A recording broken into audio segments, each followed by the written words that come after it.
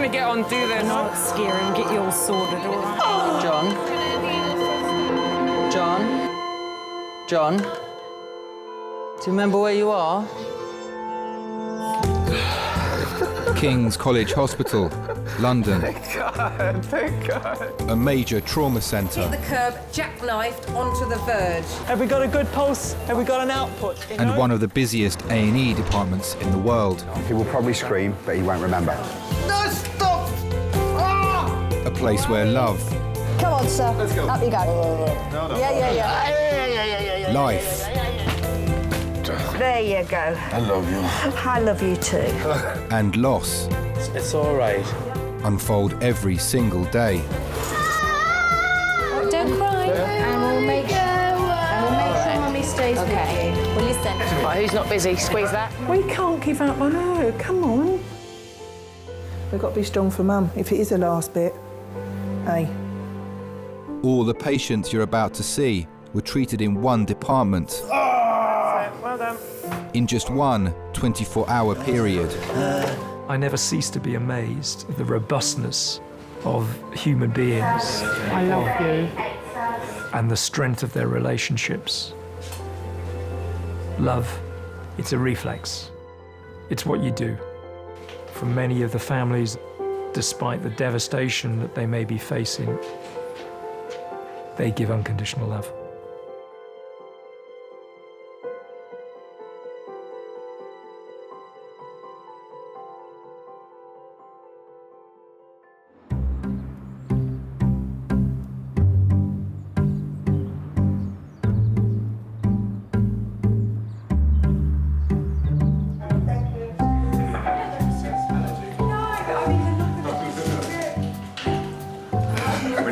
We need the music running through the waves and stuff.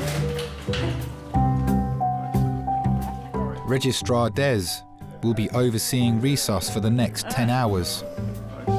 Hello, Des. Hi, Des. You recovered from your night? No, nor have I. I feel like a zombie. Absolutely. I woke up at 5 this morning. Wide awake. I did that yesterday morning, and then this morning I was awake at 2. I had a fascination with gore and horror movies when I was a kid, I guess, and it seemed like a natural progression to move into medicine as a result, as well as the obvious desire to want to help people. My chick in Majors, I think they'll probably send her home.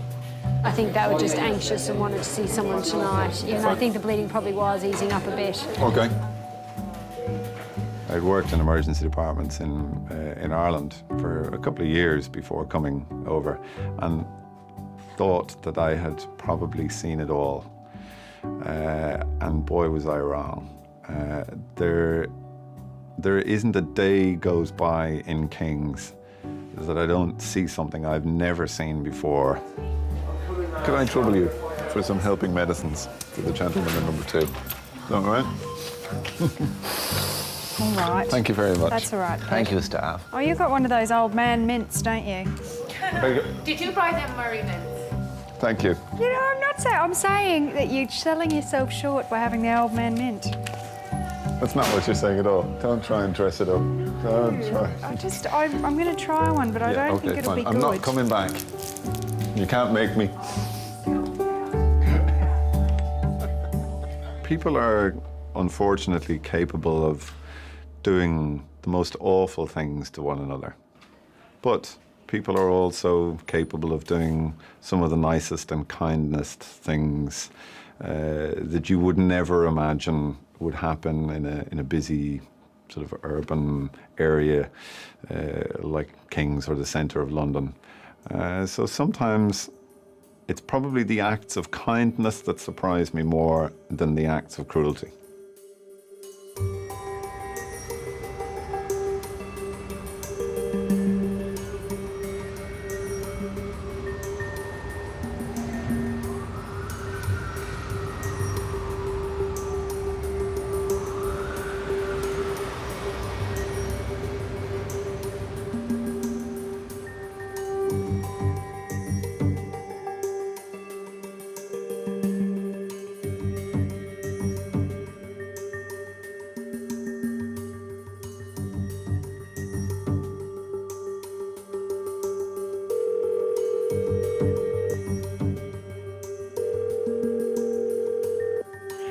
emergency ambulance. What's the address of the emergency?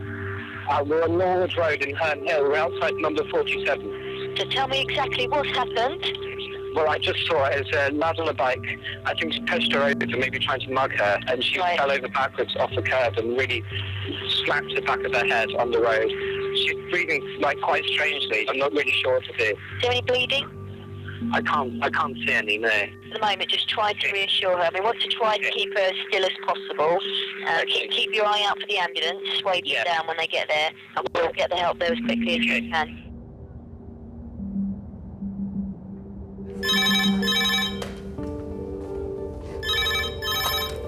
King's College Resus. Okay. So we got no GCS on her. Right. Okay, I understand. Okay, many thanks, bye. Are we any anesthesiologists? Adult trauma call, 4 minutes. That's adult trauma call, 4 minutes. What is it? 20-year-old female, single punch to the head, abnormal posturing, blown pupil, business. Oh. It's probably fitting, is she? Probably. An unidentified woman is being brought to resus after being attacked whilst making her way home.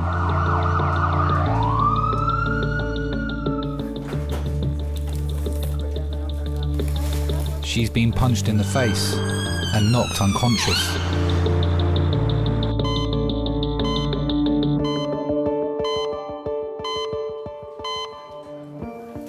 That's you.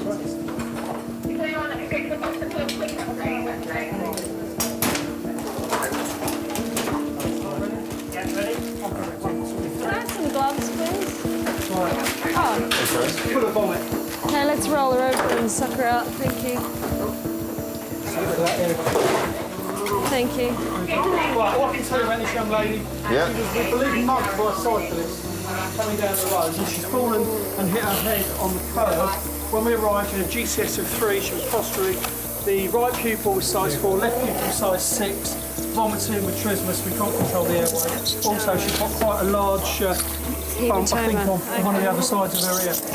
She's 93 over 67, sat for 100%, Yeah. and that's all we can do for a rapid removal. So. Can we roll her just to suck her out a bit, just while we get everything else organised?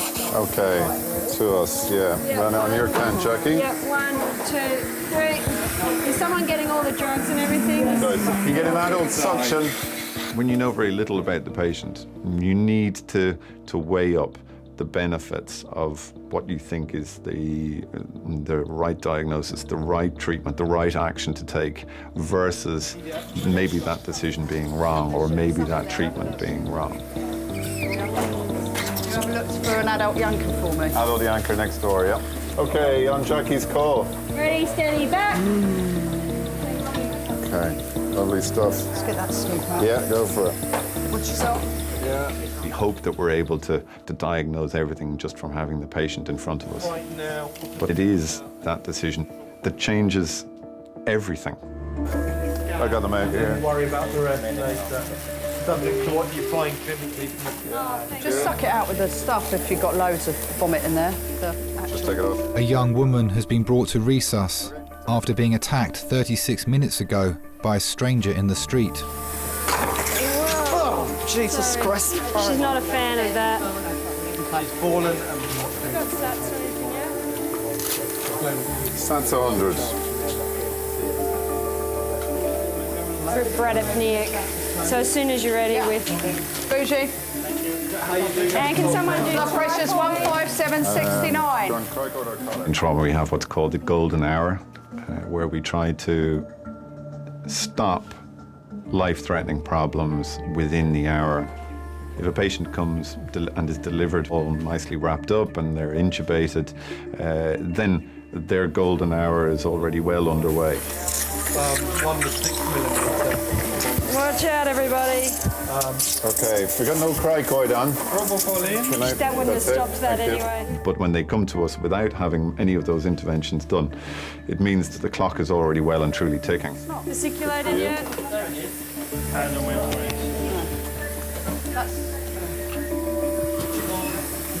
someone just recap and tell me what the precise history was? She was a cyclist. No, she was walking home, obviously, and a cyclist came up, punched her in the face. She fell back and hit her head on the curb. Do they know who she is? As in, any ID on her? Not yet, I don't think. The old bill there, so I'll ask the old bill in a And minute. can we just cut what's left of that shirt on both sides so it'll come off more easily? 6.2 p.m.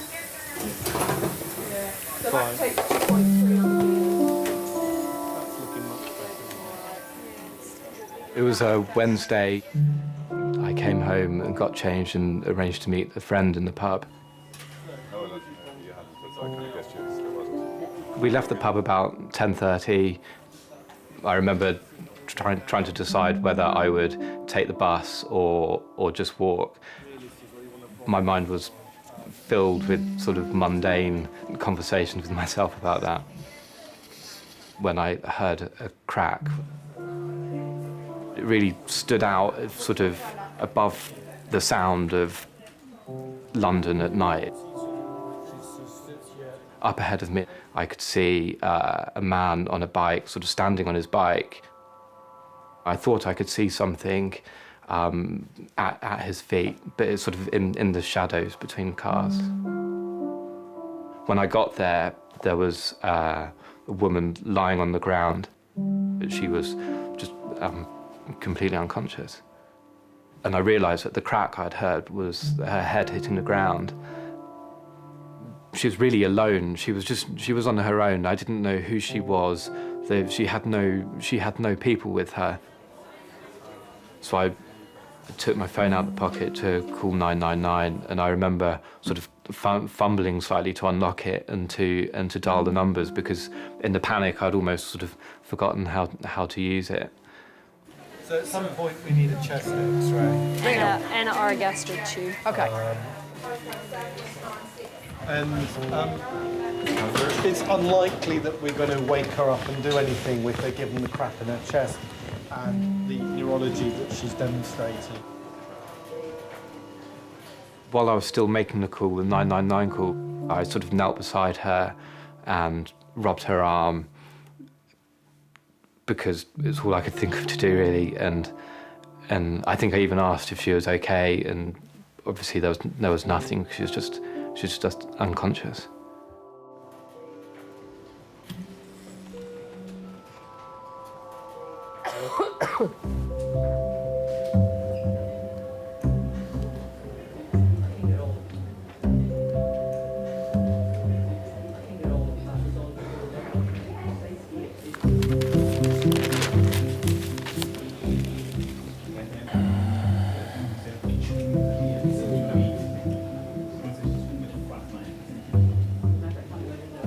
I'm sorry that you're having to be here for me, but thank you very much.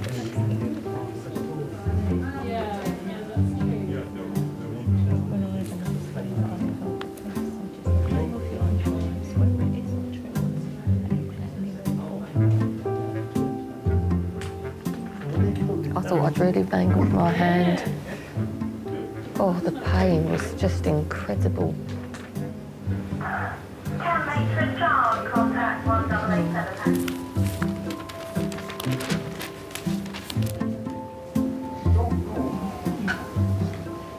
I won't be able to use that hand for a while. Oh dear, excuse me.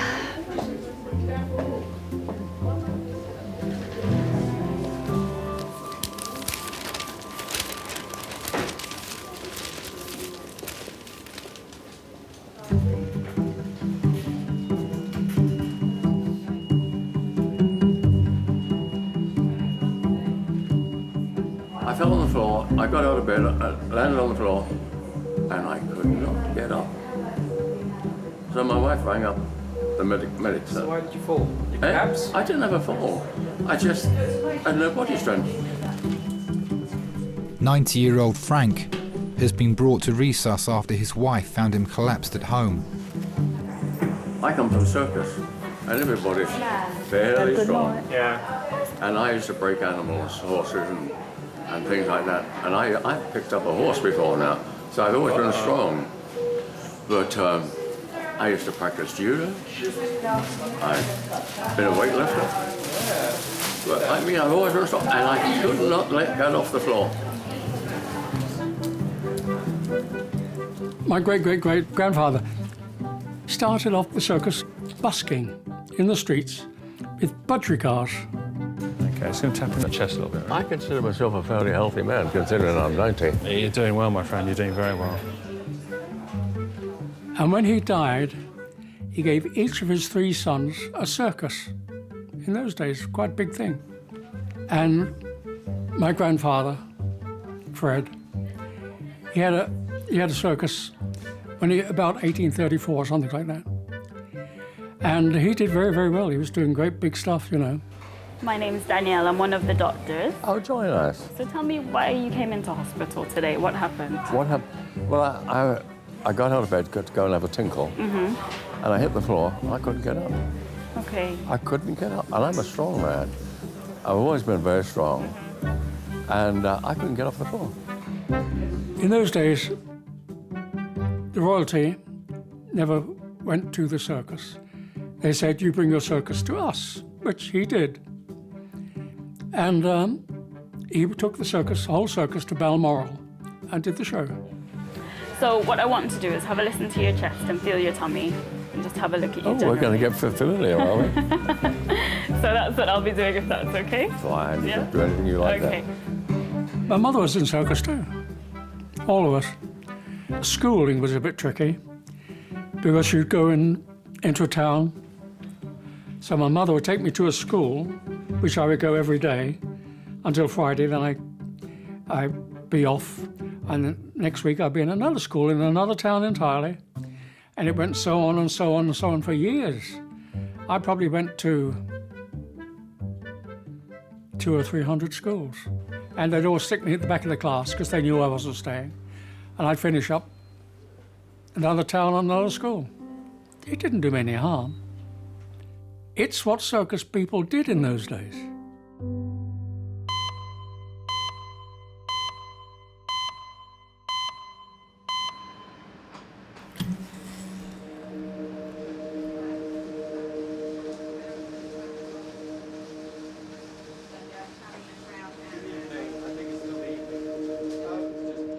It's been over an hour since an unknown woman was punched and knocked unconscious.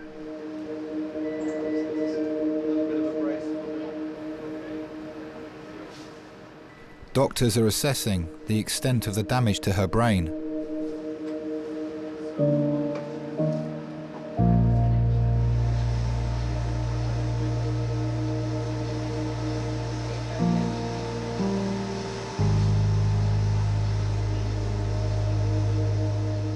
Got home about midnight and I sat up for another couple of hours. I had another phone call from the police.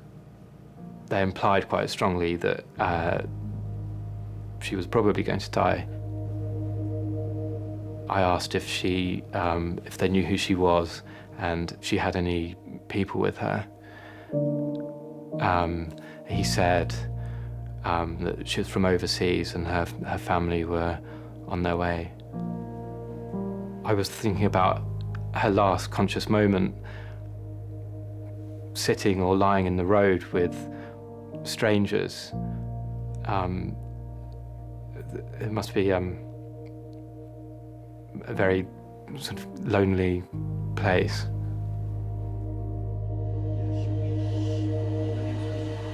Yeah. I think we should be giving some mannitol, actually. Not mannitol, hypertonic. Okay. That's quite nasty. Are the numbers up here? Is that? P183 982.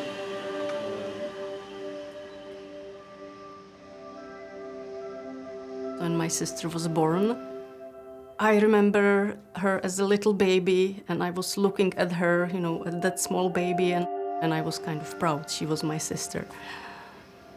I think she was quite independent. But I remember that when we were teenagers, I was a little bit older and she was younger, and when she started going out, and I felt that feeling of protection. I wanted be sure that she won't get into some problems. When she was younger, I wasn't thinking of the possibility her leaving Czech Republic.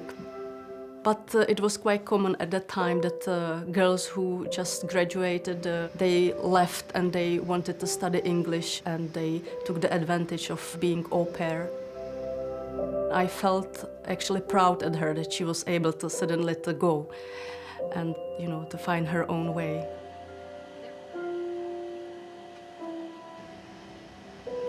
Hello, you're the neurosurgical registrar. Just had a young lady brought in via resus who was punched in the face by a cyclist, and she's fallen backwards onto, landing on her occiput. At that day that I found out about what happened to Susan, I felt strong need to be close to her, to be there, to find out more details, and really, because we weren't sure, is she dying? Was she dying, or what's happening? I just remember when we sat in the plane, and I didn't have to manage anything. You know, my bag was in the plane, my daughter was with somebody, and we just had to go.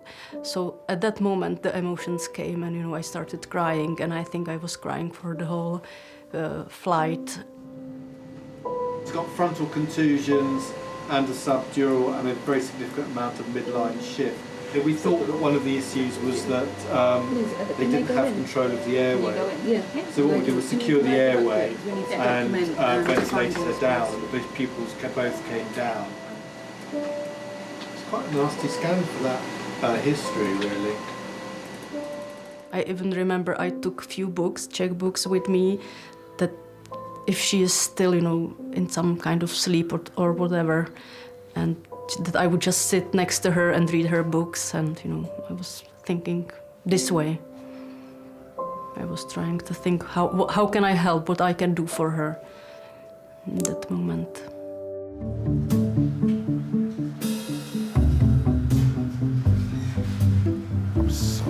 I would make the worst nurse ever. I'd be like,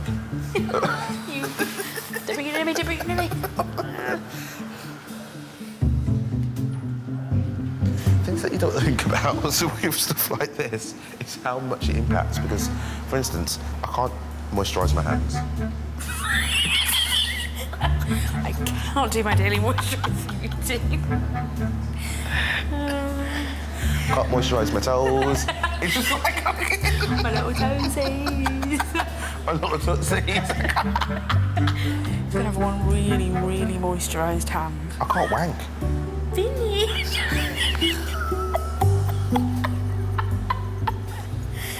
Oh my lord.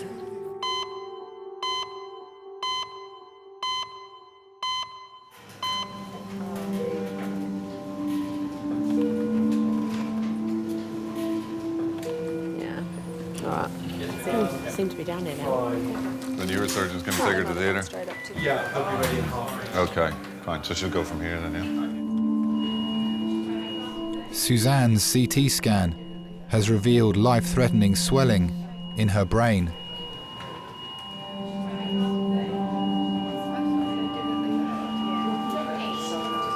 Susan. Yeah, around there.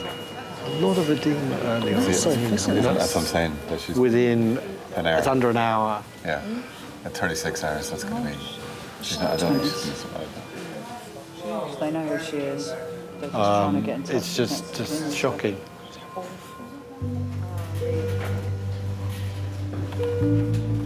When Suzanne came into us, I think many of us may have seen a younger of ourselves in her. She was a young woman, essentially minding her own business, just walking down a street. And this random act has put her in this awful position. And I think it touches everybody who's involved in her care, that there but for the grace of God go I. It could have been any one of us. And I think that kind of sticks with you then, how unnecessary this is, how needless it is, what a waste of a young, beautiful woman. It's just, it touches everybody, I think. Her brain is very, very, very swollen, but you get this thing which is called, they call it muffining, which is where you take off part of the skull and then the brain just comes out like a muffin out of a cupcake holder. She could easily die from it, I'd say, which is awful. This young lass is... thank you very much for coming.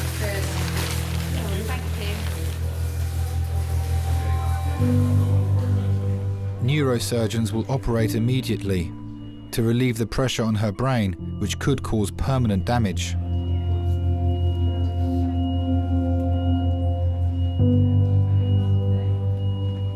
When I first saw her, from one side I couldn't even recognize her because her face was swollen that much that it completely changed her features.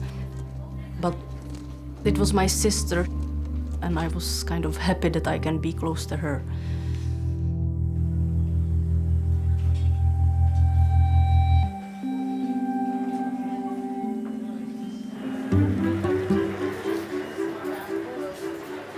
Bearing in mind that you got to a stage where you couldn't get up this morning, I think we should keep you in hospital for a little while until you're a bit better. But in that situation, we do have access to emergency care to help your wife at home.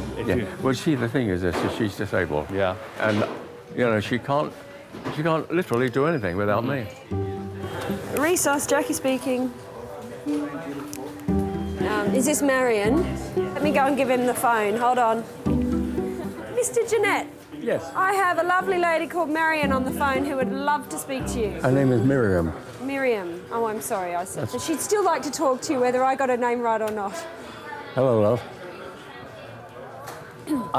I'm lying on a bed here, and I've got 8 places where they've stuck things into me. And now they're going to take me up to the ward. I've never met such a nice bunch of people. They're lovely here.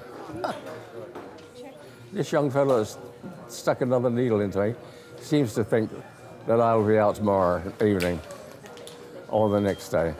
So everything's all right, and I wish you'd come here and stop them sticking needles into me. My wife was a stilt walker, a roper. She used to stand to have knives thrown at her. The only thing is you had to worry about the board that they used to stand against. You had to make sure it was wet. If the board was dry, the knives would jump out again sometimes. Then she had one big scar down her leg where a knife jumped out and cut her. And no, I'm actually in the lap of luxury here, except this is the most uncomfortable bed I've ever been on in my life. Oh, it's a terrible bed, this is. But they say the beds upstairs are better. So I'll be going up in a minute. There were 18 chorus girls and 18 chorus boys in the show. Beautiful show. Beautiful girls. And I could have got off with every one of them, the boys and the girls. But I didn't, because I had my Miriam. I'll see you soon. I'll see you soon, dear. Yeah. Bye-bye, love.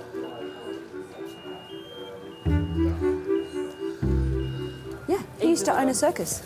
Did he? Yeah, Emily told me he used to own a circus and he had horses and bears. Oh, my and Emily's really excited about the bears because she can see horses in a field anywhere. But bears. That's right, you said he used to own a circus, didn't you? Yeah, with bears and horses. Thank you. Oh my gosh, you didn't tell me that one. Because you still have the bears. And we're off. Or just like have a tool belt. Oh look, she's going somewhere. Ask him now, quick. I think I'm good. Goodbye. So we need to do one quick question. Yeah. I've heard a vicious rumour that you used to own a circus. Yeah. And you had bears. Yeah. Did you give bear hugs?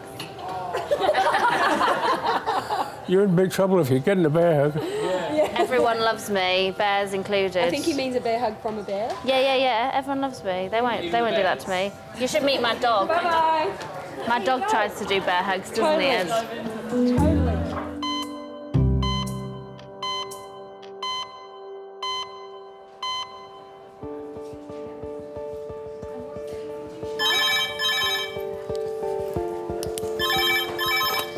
King's A&E. Yep. Yep. 10 minutes. 12-year-old male, pedestrian versus car, intubated, head and pelvis injuries. ETA? 10 minutes. Lovely, thanks. 12-year-olds. Bye. Okay, that's fine. Pediatric trauma, that's pediatric trauma, 10 minutes. A 12-year-old boy is being brought to King's by air ambulance after being hit by a car on his way home from school. What is A it? 12-year-old, tube from Hems with head pelvis. That's fine, we'll CT the whole of him. Right. Indeed. Right, have we got PICU coming because this kid is intubated? Trauma. Lovely. So, yeah. Can you order cross-match for 4 and all the bloods, please, and a CT scan, head, neck, chest, abdomen, pelvis? Right, Madasser is on his paediatric secondment, so he's going to do the primary survey. You're going to do the fast scan. You're going to do the bloods. Oh, yeah. Saves you having to get in after. Thank you. They said 10, 5 minutes ago. It's tragically predictable that children will be hit by cars, but how you respond to that is very much, it's a drill. It is like the F1 pit crew. Everyone's there to do their role and to look for the things that could kill a child quickly and then look for the things that could kill the child slowly. Is it here? Not yet. No. Very long 10 minutes. The whole point of the Hems crew is to bring the hospital to the side of the road. It makes you more alert because that means that the ambulance crew have recognised that this child's more seriously injured. Mate, you can't come in this way. Yeah.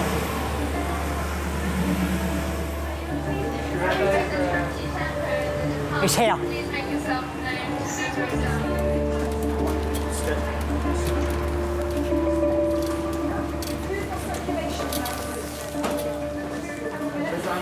I have between you and Aidan, one of you's on fluids and one of you's on monitoring. I'll do monitor. Well. Hello.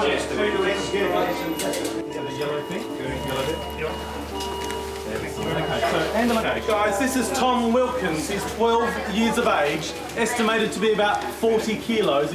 He's a pedestrian hit by a car.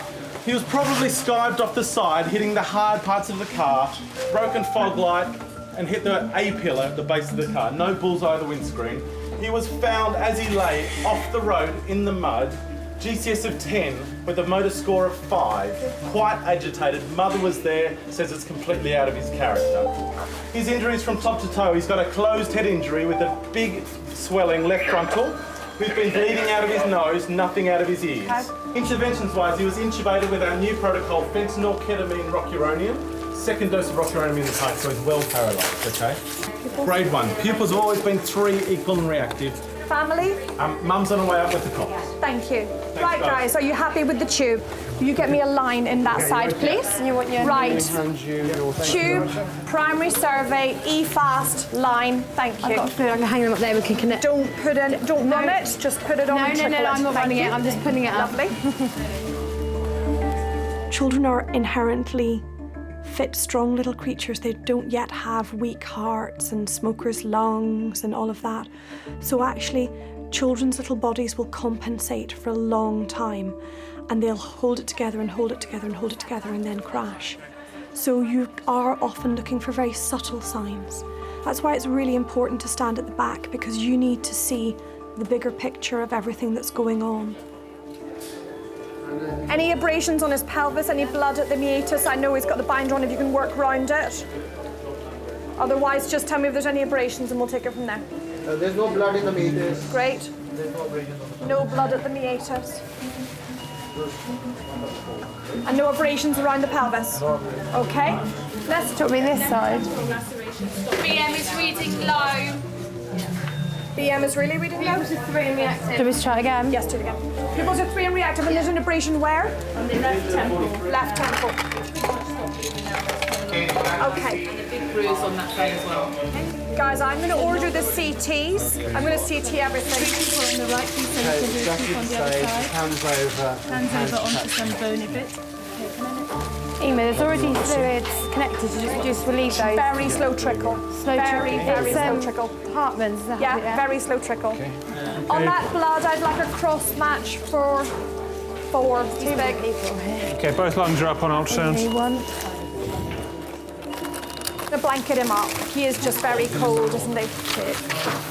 Guys, CT are ready and they're waiting for us. So if we all start getting ready to go, as soon as we're all happy, we're going to go. Charles, you've not seen anything abnormal in your assessment? No, I've just done the fast and that's all normal. You're happy with the tube end. Pupils are still nice and reactive. Lovely, we'll head across.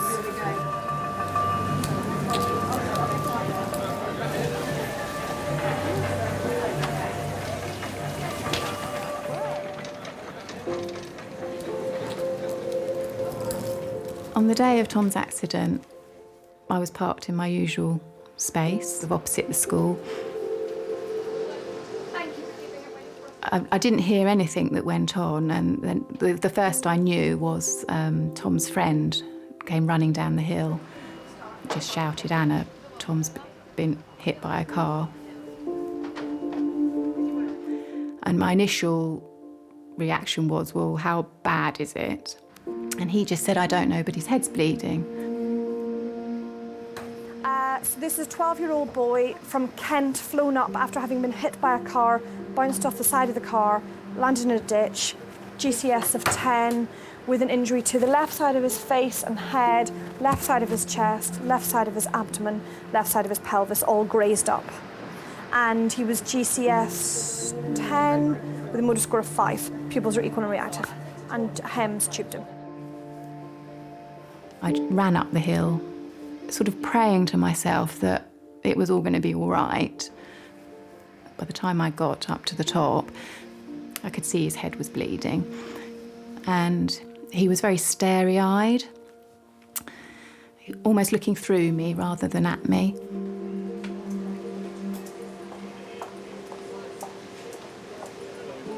How old, sir? 12.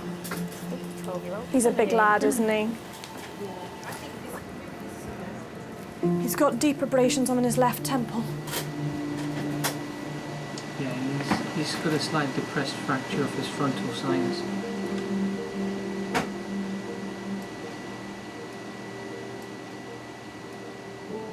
I just want to know whether we keep scanning him or whether we bail and go to neurotheatres.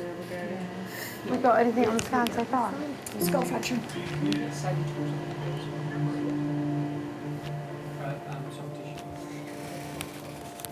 It was quite nerve-wracking being in the police car with blue lights on and sirens. You're thinking, gosh, why is this happening? This is urgent, I've got to get there. But you're also, your mind is distracted. I think it's the kind of denial mode sets in as to try and avoid thinking about, I suppose, what you might be greeted with once you arrive. It's been 2.5 hours since 12-year-old Tom was hit by a car on his way home from school. Are you happy? Do you want to go in and just make sure you're happy? If they'll let us, we'll take him upstairs. Nothing else major. So skull fracture, when they get a better light, maybe there'll be a little bit of blood, but not shift. Okay. So he'd be fit to go upstairs if you wanted him to. Now. Shall we? Yeah. Let's go. Tom doesn't need immediate brain surgery. He's being taken to Pediatric intensive care, where he'll be closely monitored for the next 24 hours. Fairly shortly after we arrived, a doctor came and saw us, and they did say initial signs, if you like, were good. So I sort of laid in bed with him. You just lay there and you just quietly contemplate. And it was a bit like going back to the baby days again, when you're sitting there and you're allowed to nurture them.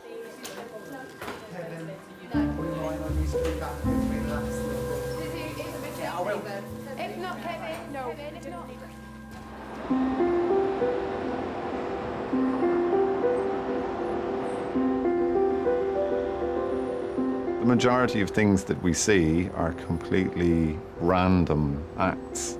There's no reason for them to occur. There's no nothing to indicate that they would occur. They're just random acts. And we try to see them as literally that, as random acts. It's being in the wrong place at the wrong time. Some young girl, who she was 20 or 22 or something, walking home from work, some guy came up behind her on a bike, sucker punch, just punched her once, time she went, didn't get up. Massive frontal contusion, absolutely horrible scan. It's the kind of thing you're just looking at it thinking, ooh, you're not sure whether you will survive it or whether you want to. Unfortunately, you know what I mean? It's sad, isn't it? Everyone was a bit sort of, ooh, blimey, choked up about it because, you know, she's just gone home from work. It was, 10 o'clock in the evening, and everyone's like, yeah, but I do that. Everyone else does that. Such a waste. Yeah, but by the grace of whichever divine being you believe in. This is it, yeah, absolutely. Yeah. Absolutely. So anywho... Lovely. How's the rest of the building looking? Yes, fine. Yeah, it's looking good. So I don't mind if you wish to persist in babysitting. I can loiter here.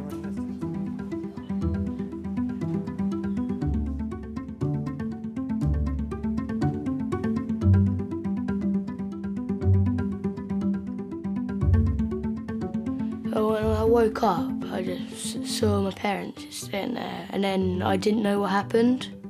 So I just woke up, and then I thought, I don't know where this is, what's going on? And then, of course, they told me what happened.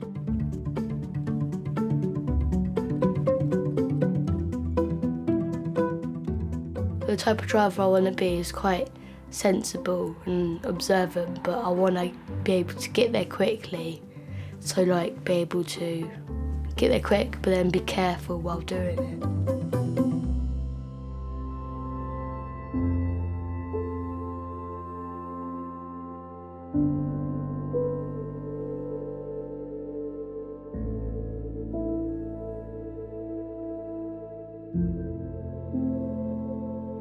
Well, we met and married in 3 months. It lasted 65 years. We did quite well.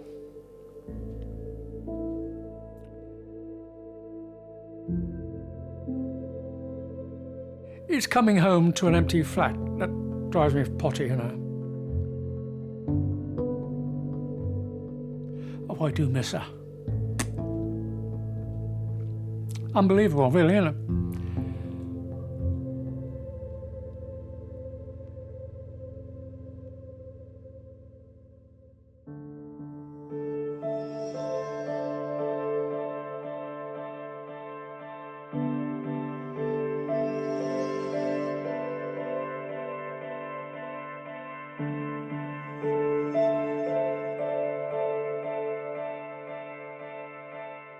When I woke up, I remember seeing my family.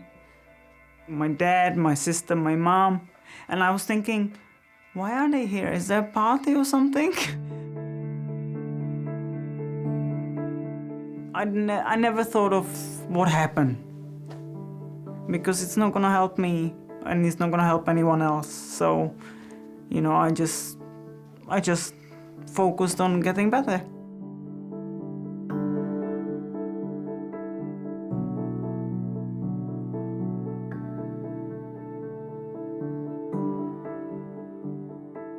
When the police returned to give me my phone, my bag and stuff, and then there was also a card, wish you well card.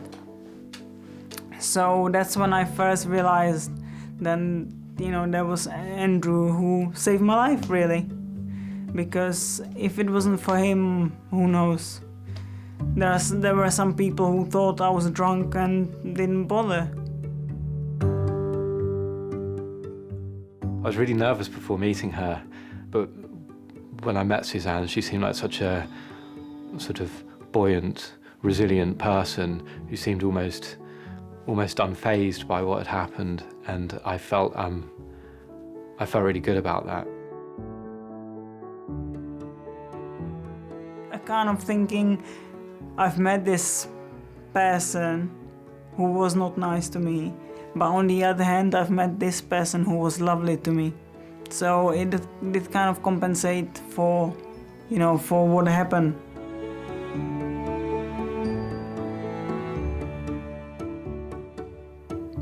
Saved my life, I have to say. Saved my life.